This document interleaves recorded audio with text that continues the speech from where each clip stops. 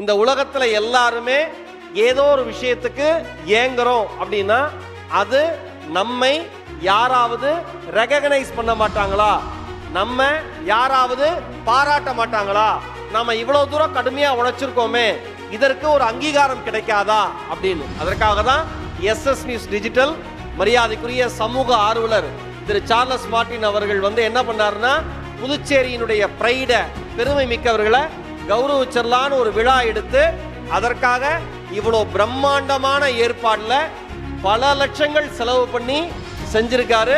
ஒரு அரங்கம் நிறைந்த கைத்தட்டல் அந்த அன்பு மனிதருக்கு நாம எல்லாம் சேர்ந்து கொடுத்துடலாம். யார் விருது பெற தகுதியானவர்கள்?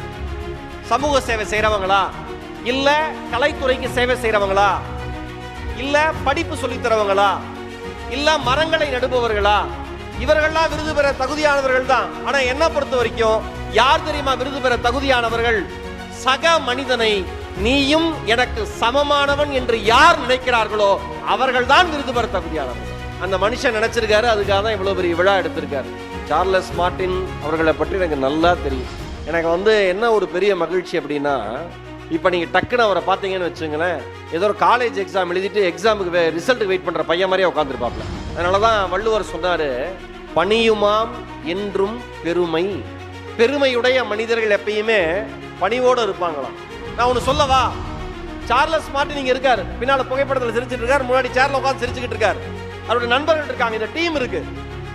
எந்த மனுஷனுக்கு மனசுல இருந்து சிரிப்பு வரும் தெரியுமா? நிறைய பேருக்கு உதட்டு இருந்து சிரிப்பு வரும். இப்படியே இருப்பாங்க, வாழ்க்கை போயிடும்.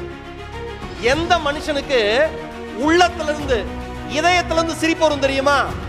தான் செய்த செயலுக்கு எந்த அங்கீகாரமும் எதிர்பார்க்காமல் ஒரு மனிதன் தொடர்ச்சியாக சமுதாயத்திற்காக உழைத்துக் கொண்டே இருந்தால் அந்த மனிதனுக்கு தான் இதயத்திலிருந்து சிரிப்பு வரும்.